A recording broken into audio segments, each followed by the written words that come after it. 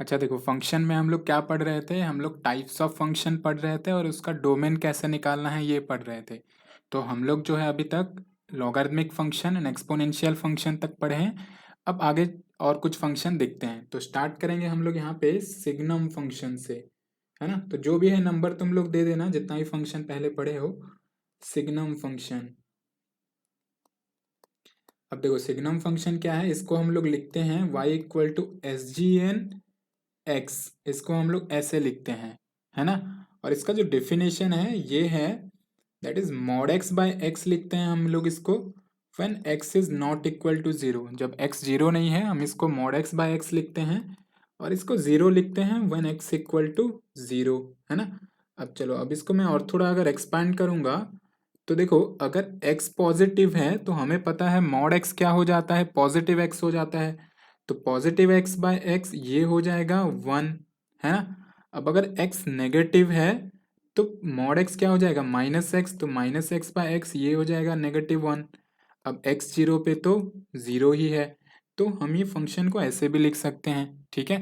तो ये function simple है, जब x पॉजिटिव होगा इट इज़ वन, जब x नेगेटिव होगा इट इज़ माइनस वन, जब x जीरो है इट इज जीरो ओनली।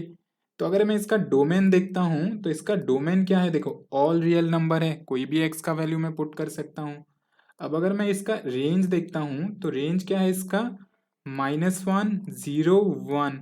ये तीन वैल्यूज ही इसके आउटपुट में आ रहे हैं, तो ये तीन वैल्यूज बस रेंज में रहेंगे, ठीक है। चलो, तो यहाँ पे हम लोग कुछ क्वेश्चन यहाँ पे लेते हैं। For example y equal to, यहाँ पे लिखा है signum e to the power x, इसका मुझे रेंज निकालना है ना, रेंज निकालना है। तो देखो यहाँ पे e to the power x अगर है, x को चाहे मैं कुछ भी पुट कर दूं, मतलब इसका डोमेन तो है ऑल रियल नंबर, है ना। अब e to the power x क्या होता है, हमेशा पॉजिटिव होता है कि नहीं। तो अगर e to the power x हमेशा पॉजिटिव है तो signum of some positive number क्या होगा, वन ही होगा। तो इसका रेंज क्या है, वन है, मतलब इसके आउटपुट में बस एक ही वैल्यू है। अब मैं यहाँ पे लेता हूँ y इक्वल टू, मान लो सिग्नम ऑफ सिग्नम एक्स, मैं ऐसे लिखा, ठीक है ना। तो सिग्नम ऑफ सिग्नम एक्स लिखा हूं। तो देखो यहाँ पे अगेन फर्स्ट मैं इस x को पॉजिटिव लेता हूं। तो अगर x को पॉजिटिव लूंगा तो ये अंदर का जो सिग्नम x है ये क्या हो जाएगा, ये वन हो जाएगा। अब सिग्नम वन, वन तो पॉजिटिव है, मतलब ये भी वन ही होगा। अब x जीरो है तो सिग्नम क्या होगा, ये जीरो होगा, तो ये भी जीरो आएगा। अब x अगर नेगेटिव है तो सिग्नम अंदर क्या हो जाएगा, माइनस वन हो जाएगा, तो ये भी माइनस वन होगा। मतलब ये सिग्नम ऑफ सिग्नम एक्स, इसका रेंज भी क्या है, वही माइनस वन, जीरो, वन, है ना। तो देखो यहाँ से ये पता चलता है कि कितना भी चाहे सिग्नम ना लिखा हो, अगर सिग्नम सिग्नम ऐसे तीन लिखा है ना, तो भी इसका रेंज जो है यही रहेगा, है कि नहीं। चलो, अब यहाँ से इसका ग्राफ भी मैं बता देता हूँ। तो देखो एग्जैक्टली जीरो पे तो ये जीरो है कि नहीं। अब जब पॉजिटिव है इट इज वन, तो ये वन है, तो यहाँ पे ओपन सर्कल डाल देना ताकि जीरो पे वन नहीं है, मतलब वन को ये टच नहीं करता है, ठीक है ना। अब similarly this is minus one, है ना। तो this is the graph of signum x. चलो, अब नेक्स्ट फंक्शन देखेंगे, एब्सोल्यूट वैल्यू फंक्शन। तो देखो ये एब्सोल्यूट वैल्यू फंक्शन हमें ऑलरेडी पता है, और ये मॉड्यूलस फंक्शन बोलते हैं। तो क्लास 9 में हमने ऑलरेडी डिटेल्स में पढ़ा हुआ है मॉड्यूलस फंक्शन को। तो that is y equal to, इसको लिखते हैं मॉड x लिखते हैं। तो ये हो जाता है x when x is positive, है ना। एंड ये हो जाता है negative x when x is negative. तो इसका मैं अगर डोमेन का बात करूं तो ये तो ऑल रियल नंबर ही होगा, है कि नहीं। लेकिन अब अगर इसका मैं रेंज देखता हूं तो रेंज इसका क्या होगा, देखो अब अगर मॉड्यूलस एक्स है तो modulus x is always positive, हमें पता है। तो इसका रेंज होगा जीरो टू इन्फानाइट, ठीक है। देखो अब यहाँ पे जो नेगेटिव एक्स लिखा है इसमें कंफ्यूजन मत होना, ये मॉड ऑफ टू क्या होता है, टू होता है। मॉड ऑफ माइनस टू क्या होता है, ये भी टू होता है। अब ये टू कैसे हुआ, ये हुआ नेगेटिव ऑफ नेगेटिव टू। तो अगर x अंदर नेगेटिव है तो और एक नेगेटिव हम लोग लगाते हैं टू मेक श्योर कि इट इज पॉजिटिव, है ना। चलो, तो यहाँ पे देखो कुछ पॉइंट्स में बता रहा हूं। तो कहीं पे भी अगर square root of X square अगर लिखा है तो हम लोग इसको क्या लिखते हैं, हम लोग इसको लिखते हैं मॉड्यूलस ऑफ एक्स, है ना। क्योंकि मैं बताया था square root function is always positive, इसका आउटपुट हमेशा पॉजिटिव आता है। तो अगर square root of X square लिखा है तो मैं इसको एक्स नहीं लिख सकता हूँ। क्यों नहीं लिख सकता हूँ? क्योंकि यहाँ पे एक्स वेरिएबल है, तो पॉजिटिव है या नेगेटिव है हमें नहीं पता। तो टू मेक श्योर कि इट इज पॉजिटिव हम क्या लिखेंगे, मॉड्यूलस एक्स लिखेंगे। अब मॉड्यूलस लगा हुआ है मतलब इट इज ऑब्वियसली पॉजिटिव, है ना। तो ये एक कॉन्सेप्ट याद रखना है, इसका बहुत जगह में यूज है। चलो, अब सिमिलरली अगर मॉड्यूलस एक्स का होल स्क्वायर और एक्स स्क्वायर का मॉड्यूलस, इन दोनों में कोई अंतर नहीं, क्योंकि एक्स स्क्वायर तो भाई ऑलरेडी पॉजिटिव ही है। तो मॉड्यूलस तुम एक्स पे लगा लो कि टोटल एक्स स्क्वायर पे लगा लो, दोनों सेम ही होगा। ठीक है, चलो और कुछ चीज़ें यहाँ पे बताता हूँ। जैसे मॉड एक्स यहाँ पे लेस देन ए हुआ है, तो एक्स को हम लोग क्या लेते हैं, -a to a लेते हैं, है कि नहीं। फॉर एग्जाम्पल जैसे मॉड एक्स मान लो लेस देन 2 है, तो यहाँ पे एक्स लेस देन 2 भी होता है, एंड एक्स के जगह पे अगर मैं -x लिखूं तो ये भी लेस देन 2 होगा, तो यहाँ से x ग्रेटर देन -2 होगा, है ना। अब जो है x -2 से बड़ा है और 2 से छोटा है, तो x क्या हो जाएगा, -2 और 2 के बीच में। ठीक है, तो कहीं पे भी अगर मॉड एक्स लेस देन 2 या मॉड एक्स लेस देन ए टाइप का कुछ है तो x always -a to a होगा। हाँ, ये ध्यान रखना कि a should be positive here. Similarly अगर मैं कहीं पे मॉड एक्स को ग्रेटर देन a लिखता हूँ तो यहाँ पे x को लिखूंगा मैं -∞ to -a union a to ∞ लिखूंगा। ठीक है, जैसे for example x mod is greater than 2 है, तो मैं यहाँ पे एक्स को क्या लिखूंगा, -∞ to -2 यूनियन 2 to ∞ लिखूंगा। ठीक है ना। अब अगर इसका ग्राफ में ड्रॉ करता हूँ तो देखो, जब x पॉजिटिव है y इक्वल टू एक्स है, जब x नेगेटिव है y इक्वल टू -x है, तो ग्राफ कुछ ऐसा हो जाता है ना। देखो, तो y का वैल्यू कभी भी नेगेटिव नहीं हो रहा है, y is always positive here. ठीक है ना, this is x, this is y। Next हम लोग देखेंगे ग्रेटेस्ट इंटीजर फंक्शन। अब देखो ये क्या होता है, तो y equal to greatest integer function को हम लोग ऐसे लिखते हैं, x के ऊपर हम लोग एक स्क्वायर ब्रैकेट देंगे। ठीक है, तो अब जो ये इसका डेफिनेशन है, ये x होता है जब x जो है इंटीजर होता है ना। इसका मतलब मैं अगर 2 का ग्रेटेस्ट इंटीजर लिखूं तो ये 2 ही होगा, -3 का लिखूं तो -3 ही होगा, मतलब इंटीजर है तो कोई चेंज नहीं, जो है वही होगा। अब अगर इंटीजर नहीं है, ये क्या होगा, ये होता है greatest integer, integer less than x होता है when x is not an integer, है ना। इसका मतलब देखो, इसका मतलब मान लो 2.3 का ग्रेटेस्ट इंटीजर है, तो 2.3 है तो 2.3 से स्मॉलर इंटीजर सब कौन कौन से हैं, दैट इज 0 है, 1 है, 2 है, इस तरफ -1 है, -2 है ना। ये सारे इंटीजर्स हैं विच आर लेस देन 2.3। अब इन सब में सबसे बड़ा कौन है, 2 है, तो इसका आंसर होगा 2, है कि नहीं। तो ऐसे ही मैं अगर 5.7 लिखूं तो यहाँ पे क्या हो जाएगा, ये हो जाएगा 5, है ना। तो बड़ा सिंपल है, डेसिमल के बाद जो भी है उसको हटा दो। 10.3 है तो क्या हो जाएगा, ये हो जाएगा 10। अब सिमिलरली अगर नेगेटिव नंबर है, मान लो ऐसा है -2.3 है, तो इसका क्या होगा। अब देखो -2.3 ये नंबर लाइन है, यहाँ पे -2.3 है, तो उससे पहले सब कौन कौन है, -3 है, -4 है, -5 है, तो ये सब है। तो इन सब में सबसे छोटा कौन है, -3 है, तो इसका आंसर -3 होगा, है ना। तो ध्यान दो, नेगेटिव में थोड़ा सा चेंज हो गया, तो अगर मैं नेगेटिव ऑफ 5.7 लिखूं यहाँ पे, तो ये नेगेटिव, तो ये क्या हो जाएगा, ये हो जाएगा -6, तो एक वैल्यू जस्ट इंक्रीज कर देना। सिमिलरली अगर मैं लिखूं -10.3, ये हो जाएगा -11। ठीक है, चलो अब इसका मैं कुछ प्रॉपर्टीज बता रहा हूं यहाँ पे। तो यहाँ पे देखो,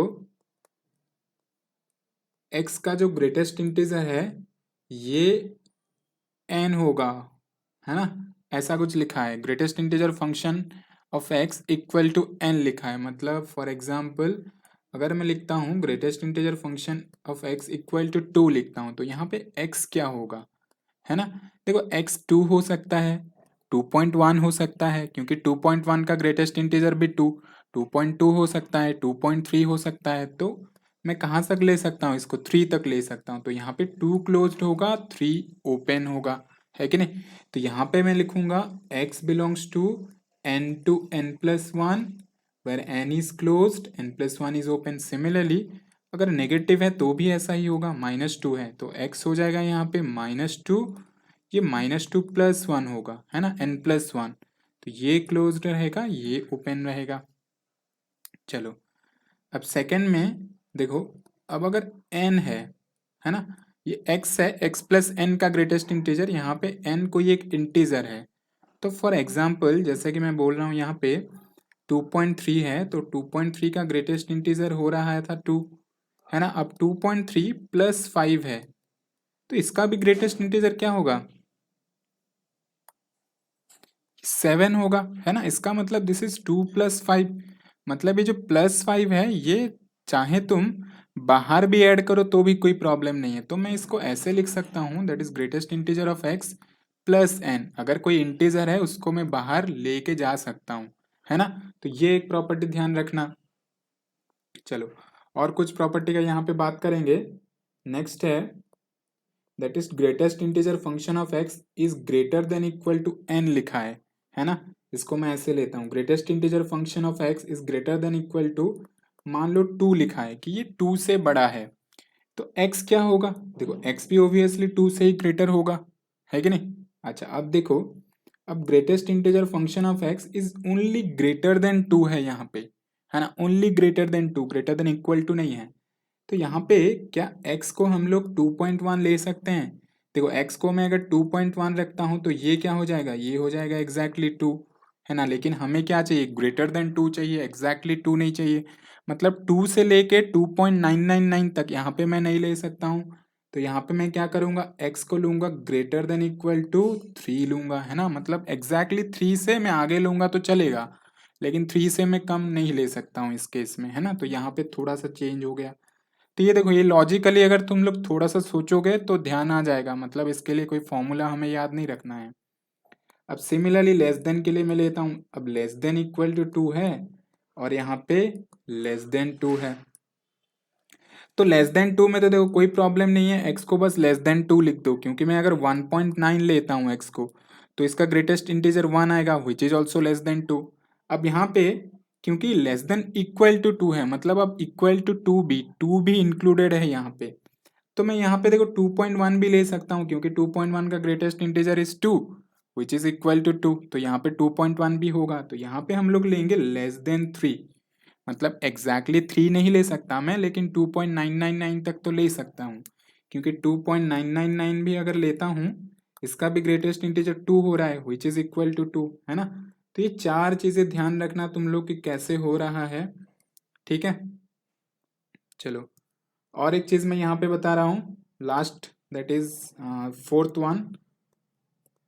तो यहाँ पे नेगेटिव ऑफ एक्स का ग्रेटेस्ट इंटीजर, इसको हम लोग लिख सकते हैं। देखो अब जैसे मैं लिखा -2.3, ये क्या हो रहा है, ये हो रहा है -3। अब अगर मैं 2.3 का लेता हूँ, ये क्या होता था, ये होता था 2, है ना। अब देखो मैं इसको थोड़ा मॉडिफाई कर रहा हूँ, तो इसको मैं लिख दे रहा हूँ -1 -2.3 का ग्रेटेस्ट इंटीजर, तो भी होगा, दिस इज -1, दिस इज -2, हो गया -3, है ना। तो -x का अगर ग्रेटेस्ट इंटीजर है और अगर मान लो माइनस हमें अंदर नहीं चाहिए, उसको हमें बाहर लेके आना है, तो मैं इसको लिख सकता हूँ -1 minus greatest integer of x, ठीक है। तो ये ध्यान रखना। चलो चलो तो फंक्शन में लास्ट फंक्शन जो है that is fractional part function, अब इसको देखते हैं। तो फ्रैक्शनल पार्ट फंक्शन को हम लोग ऐसे करली ब्रैकेट से डिनोट करेंगे, और इसका जो डेफिनेशन होता है वो होता है x minus greatest integer function of x। अच्छा मैं ये पहले में तुम्हें ये बताना भूल गया कि इसका डोमेन रेंज क्या होगा, तो डोमेन रेंज में यहाँ पे लिख देता हूँ। तो इसका जो डोमेन होता है that is all real number, है ना, पूरा रियल नंबर इसका डोमेन है। अब इसका जो रेंज होगा दैट इज ओनली इंटीजर, क्योंकि इसका आउटपुट हमेशा देखो क्या आ रहा है, इंटीग्रल वैल्यू आ रहा है, तो इसका रेंज इज इंटीजर ओनली। चलो फ्रैक्शनल पार्ट देखते हैं। तो इसको हम x minus greatest integer function of x से डिनोट करते हैं। इसका मतलब मैं अगर 2 का फ्रैक्शनल पार्ट लिखूंगा तो देखो 2 माइनस ग्रेटेस्ट इंटीजर ऑफ 2 होगा, विच इज 2 माइनस 2 0। अब मैं अगर 2.3 का लिखता हूँ तो ये क्या हो जाएगा, 2.3 माइनस 2.3 का ग्रेटेस्ट इंटीजर 2, तो 0.3। मतलब यहाँ से ये पता चल रहा है कि फ्रैक्शनल पार्ट का आउटपुट हमेशा क्या आएगा, फ्रैक्शन, मतलब इन बिटवीन 0 एंड 1 ही आएगा। जैसे मान लो ऐसे ही मैं नेगेटिव ऑफ 2 का लिखता हूँ तो ये भी 0 हो जाएगा। अब नेगेटिव 2.3 का लिखता हूँ तो ये देखो ये होगा नेगेटिव 2.3 माइनस, अब इसका ग्रेटेस्ट इंटीजर क्या होता है, -3 होता है, तो ये होगा 3 माइनस 2.3 विच इज 0.7, है ना। मतलब अगर नंबर पॉजिटिव है तो भाई तुम इंटीग्रल पार्ट को हटा के 0.3 लिख दो। अब अगर नंबर नेगेटिव है तुम क्या करोगे, यहाँ पे हम यहाँ पे 0.7 मतलब ये 0.3 है तो 1 माइनस 0.3 लिखेंगे, ठीक है ना। तो इसको मैं और थोड़ा जनरलाइज कर देता हूँ। तो अगर नेगेटिव ऑफ एक्स का फ्रैक्शनल पार्ट है तो मैं इसको क्या लिख सकता हूँ, मैं इसको लिख सकता हूँ 1 माइनस एक्स का फ्रैक्शनल पार्ट लिख सकता हूँ, ठीक है। तो ये एक प्रॉपर्टी ध्यान रखना। और एक प्रॉपर्टी यहाँ पे मैं बता रहा हूँ, मान लो x प्लस एन का फ्रैक्शनल पार्ट है, जैसे मान लो 2.3 का फ्रैक्शनल पार्ट, दिस इज 0.3। अब 2.3 प्लस 4 का फ्रैक्शनल पार्ट क्या होगा, ये भी 0.3 ही होगा, मतलब ये इंटीजर जो हमने ऐड किया था उसका कोई वैल्यू नहीं है यहाँ पे, तो it is equal to fractional part of x अगर x एक इंटीजर है ना। अगर इंटीजर नहीं है तो फिर ऐसे नहीं होगा। चलो अब इसका डोमेन का बात कर लेते हैं। तो इसका डोमेन जो है ऑल रियल नंबर होगा क्योंकि यहाँ पे तो कोई रिस्ट्रिक्शन है नहीं। और रेंज क्या होगा इसका, देखो इसका रेंज हमेशा जो है 0 और 1 के बीच में आ रहा है, 0 क्लोज्ड एंड 1 ओपन, ठीक है ना। अब देखो यहाँ पे ग्रेटेस्ट इंटीजर और फ्रैक्शनल पार्ट का मैं ग्राफ नहीं बताया, ग्राफ कोई ज़रूरत नहीं है दो फंक्शन का, ठीक है ना। तो अब तक हम लोग सारे टाइप्स ऑफ फंक्शन पढ़ लिया और बेसिकली डोमेन निकालना सीखा। अब डोमेन निकालने में भी मोस्ट इंपोर्टेंट जो है दैट इज इरेशनल का डोमेन निकालना एंड लॉगारिदम का डोमेन निकालना, क्योंकि बाकी सब में उतना डोमेन का झंझट नहीं है, ठीक है। तो अब हम लोग रेंज निकालना सीखेंगे। तो रेंज में देखो 3 टाइप का क्वेश्चन आता है, तो टाइप 1 से मैं स्टार्ट करता हूं। तो टाइप 1 क्या है, अगर डोमेन डिस्क्रीट वैल्यूज हैं, तो डिस्क्रीट मतलब फॉर एग्जाम्पल एक फंक्शन में लेता हूं एक्स स्क्वायर, है कि नहीं। अच्छा इन जनरल अगर मैं एक्स स्क्वायर देखूंगा तो एक्स स्क्वायर में डोमेन क्या होता है, ऑल रियल नंबर। अब लेकिन यहाँ पे डोमेन को मैं रिस्ट्रिक्ट कर देता हूँ, मतलब मान लो डोमेन को मैं लिया खाली 1 2 3, है ना, ये 3 वैल्यूज बस डोमेन में है। तो ऐसे डोमेन को हम लोग बोलते हैं डिस्क्रीट वैल्यूज, मतलब ये फाइनाइट नंबर ऑफ पॉइंट्स हैं। तो डोमेन में जो इनपुट्स होंगे वो 4 5 ऐसे कुछ फाइनाइट नंबर ऑफ पॉइंट्स होंगे। तो यहाँ पे रेंज निकालने के लिए क्या करेंगे हम लोग, डायरेक्टली वैल्यूज को पुट कर देंगे। मतलब 1 पुट किया तो 1 स्क्वायर दैट इज 1 आया, 2 पुट किया तो 4 आया, एंड 3 पुट किया तो ये आया 9। तो यहाँ पे रेंज क्या हो जाएगा, यहाँ पे जो रेंज है ये हो जाएगा 1 4 एंड 9। चलो और एक क्वेश्चन में लेता हूं, 7 minus x P x minus 3, है ना। तो ये पी जो है परमुटेशन के लिए स्टैंड करता है। तो यहाँ पे देखो यहाँ पे हमें रेंज निकालना है, तो फर्स्ट तो हम लोग डोमेन कैलकुलेट करेंगे। तो कोई भी एनसीआर या एनपीआर लिखा है, यहाँ पे क्या होता है, ये एन और आर दोनों ही इंटीग्रल पॉइंट्स होते हैं, है ना, क्योंकि ये नॉन इंटीग्रल पॉइंट्स के लिए तो वैलिड होता नहीं है। एनसीआर होता है अपना N factorial R factorial N minus R factorial. तो यहाँ पे एन और आर सब इंटीजर होना चाहिए, और क्या होना चाहिए, N should be greater than equal to R, है ना। क्योंकि देखो 5c 5 तक होगा, 5c 6 नहीं होगा, ये बड़ा नहीं हो सकता है। तो N should be greater than equal to R, यहाँ से आएगा 7 minus X should be greater than equal to X minus 3, है ना। तो इसको अगर सॉल्व करेंगे तो 2x is less than equal to 10, x is less than equal to 5, ये आ गया नेक्स्ट। अब ये दोनों क्या होना चाहिए, पॉजिटिव होना चाहिए, मतलब 7 minus X should be greater than 0, तो यहाँ से ये हो जाएगा x less than 7 and x minus 3 can be greater than equal to 0, यहाँ से x हो जाएगा ग्रेटर देन इक्वल टू 3। मतलब x जो है ग्रेटर देन इक्वल टू 3 है, लेस देन इक्वल टू 5 है, तो x को मैं यहाँ पे क्या ले सकता हूँ, 3 4 एंड 5 ले सकता हूँ, है ना।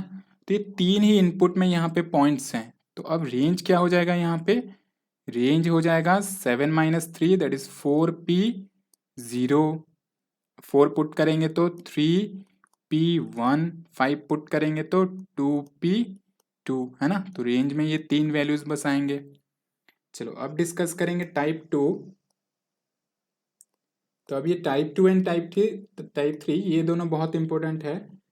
तो टाइप 2 में जो है डोमेन होना चाहिए ऑल रियल नंबर और all real number except some finite points, finite points, है ना, ये डोमेन होना चाहिए। तो अगर ऐसा डोमेन है, या तो पूरा ऑल रियल नंबर है या all real number minus sum finite points हैं, तो टाइप 2 के अंदर आएगा।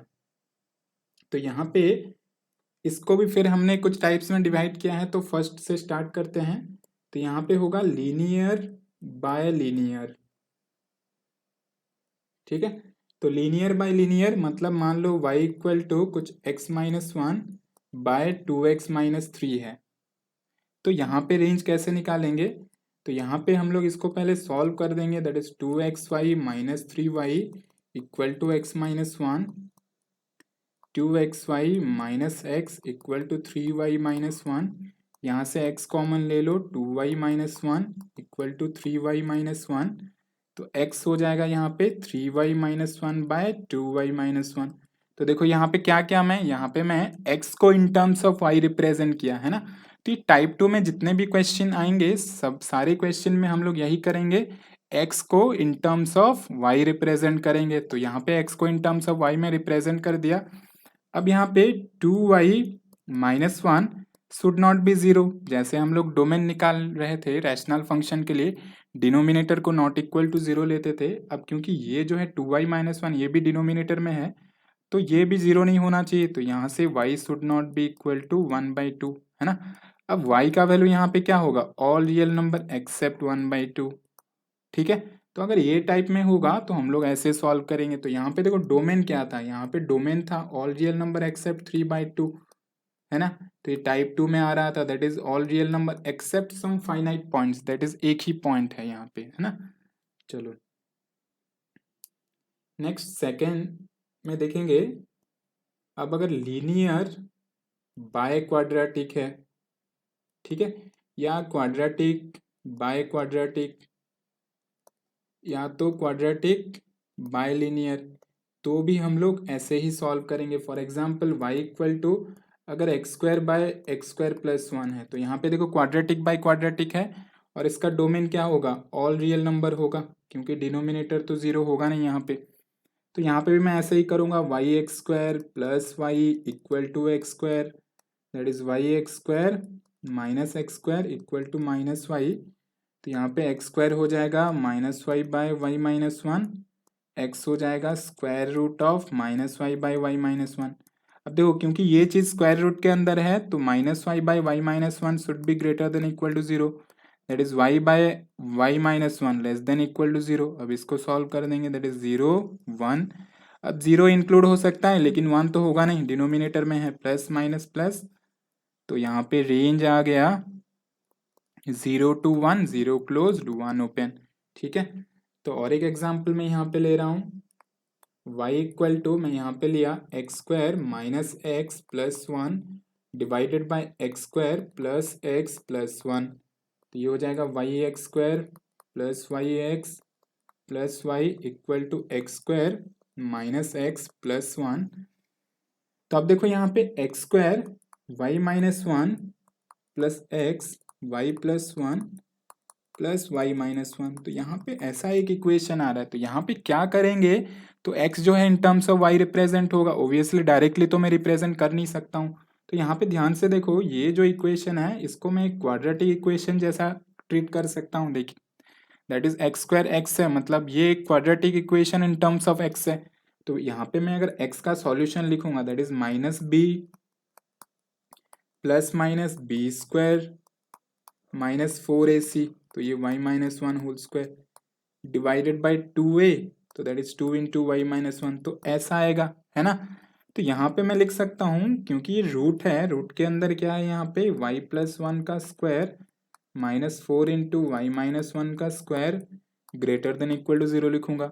अब डिनोमिनेटर में क्योंकि y माइनस वन है, तो इसको भी क्या लिखूंगा मैं? नॉट इक्वल टू जीरो लिखूंगा। तो ये दो कंडीशन आ गया। अब इन दोनों को सॉल्व करेंगे, तो देखो यहाँ पे ये A square minus B square जैसा है, तो इसको मैं लिख दूंगा Y plus one plus two into Y minus one.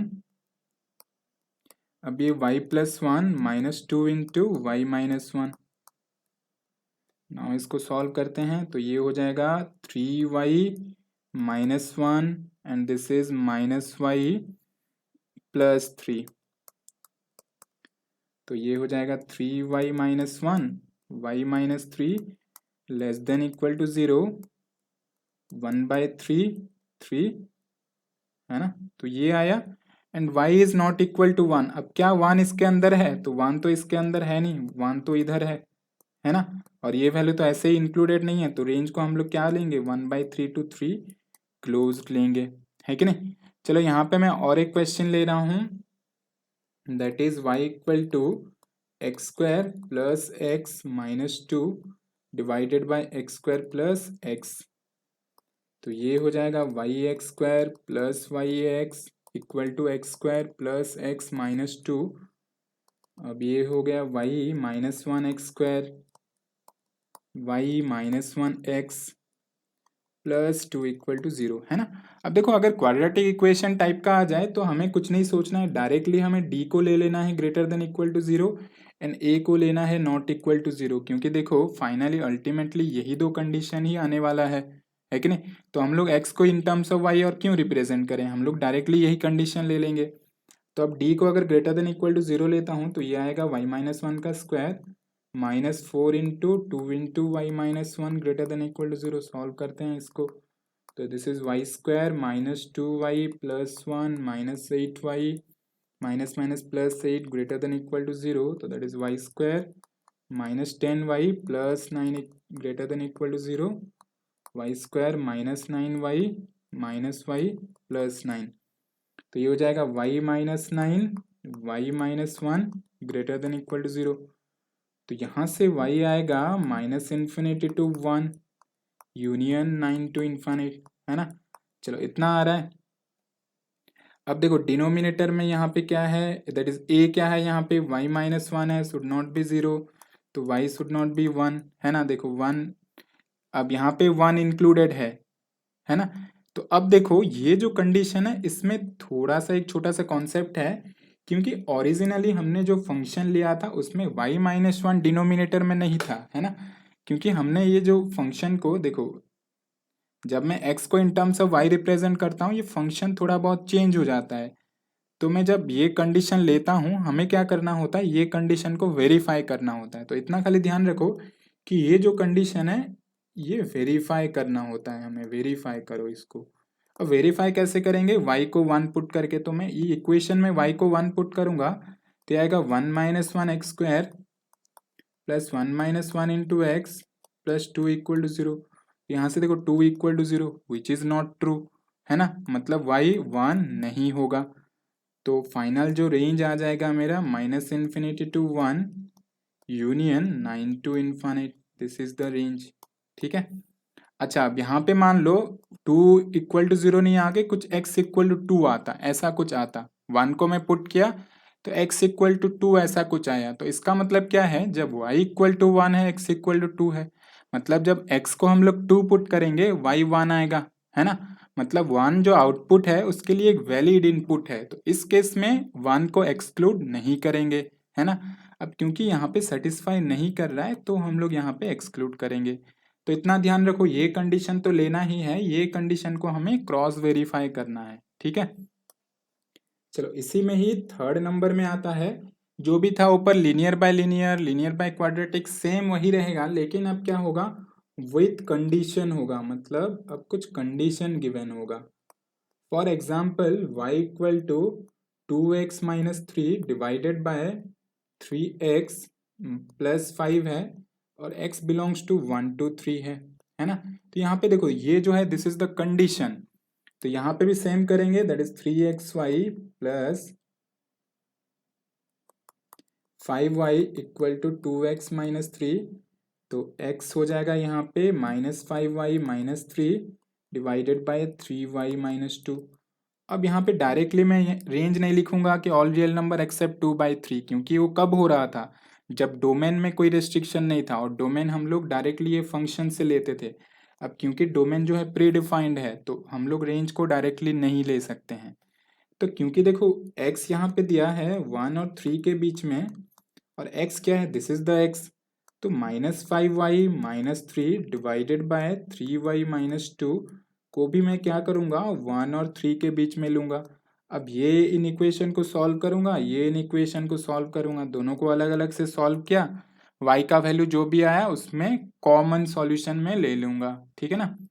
चलो अब सिमिलरली एक क्वेश्चन में दे रहा हूं यहाँ पे y equal to 3 mod x plus 5 4 mod x -3, है ना। तो इसमें क्या कर सकते हैं, देखो क्योंकि हर जगह यहाँ पे mod x है, तो ये चीज ध्यान रखो, कहीं पे भी कोई भी टर्म अगर बार बार रिपीट होता है ना, उसको हमेशा कुछ सब्सटीट्यूट कर दो।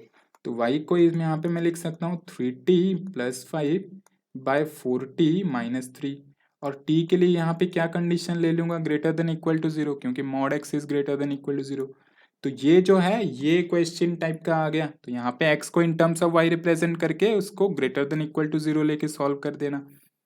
और एक क्वेश्चन में ले रहा हूं that is y equal to sine square x plus 5 sine square x -2। तो साइन स्क्वायर एक्स क्योंकि बार बार रिपीट हो रहा है, इसको हम लोग t ले लेंगे, तो t प्लस 5/t-2 आ जाएगा। अब t का वैल्यू यहाँ पे क्या है, 0 और 1 के बीच में है, तो इसको हम लोग सॉल्व करेंगे, है ना। तो ये दोनों तुम लोग सॉल्व करके मुझे बताना कि क्या आ रहा है आंसर। चलो तो ये हो गया टाइप 3। अब हम लोग आते हैं ये हो गया टाइप 2। अब यहाँ पे टाइप 3 पे आते हैं। तो टाइप 3 में डोमेन जो है पूरा रियल नंबर नहीं होगा, या पूरा real number minus sum finite points नहीं होगा, यहाँ पे सबसेट ऑफ रियल नंबर होगा, सबसेट ऑफ आर होगा। फॉर एग्जाम्पल जैसे मैं लिखा y इक्वल टू √x²-4, तो यहाँ पे डोमेन क्या है, x²-4 greater than equal to 0, तो x belongs to -∞ to -2 union 2 to infinite, इतना आएगा डोमेन, है कि नहीं। तो अब इसका रेंज कैसे निकालेंगे, तो इसका रेंज निकालने के लिए हमेशा जो सबसे छोटा वेरिएबल है दैट इज x², इससे स्टार्ट करना। तो x² का वैल्यू तो 0 से इन्फानिट ही होगा, क्योंकि x² जो है पॉजिटिव होगा, नेगेटिव तो होगा नहीं। अब हम लोग क्या करेंगे, पूरे में -4 लगा देंगे, तो ये इन्फानिट ही रहेगा। अब देखो, अब ये चीज में अब हमें क्या लगाना है, रूट लगाना है। अब जब भी हम लोग रूट लगाने जाएंगे, ये नेगेटिव वैल्यू तो रूट के अंदर जाएगा नहीं, है ना। तो यहाँ पे क्या आ जाएगा, 0 आ जाएगा, है ना। तो नेगेटिव वैल्यू अगर होता है और अगर हमें रूट लेना है, तो उसको चेंज करके हम हमेशा 0 लिख देंगे, क्योंकि नेगेटिव वैल्यूज स्क्वायर रूट के अंदर हम लोग डाल नहीं सकते हैं। अब ये स्क्वायर रूट ऑफ x²-4 होगा, तो 0 टू इन्फानिट ही होगा। तो इसका जो रेंज है दैट इज फ्रॉम 0 टू इन्फानिट, ठीक है।